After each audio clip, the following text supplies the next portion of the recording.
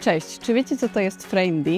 FRAME-D to Facial Relational Affective Message Ethical Discrepancy. To zintegrowany model badawczy służący do oceny kompetencji agentów nieruchomości w warunkach symulowanej rozmowy z klientem.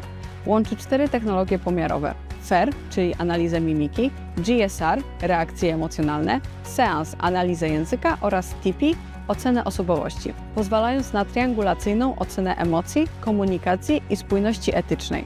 Model analizuje 6 komponentów: mimikę twarzy, czyli F, relacyjność R, stabilność emocjonalną A, jakość komunikatu M, etykę E i rozbieżność samooceny z oceną zewnętrzną, czyli D. Podsumowując, FRAME-D umożliwia precyzyjne profilowanie stylu zawodowego i wskazuje obszary wymagające rozwoju.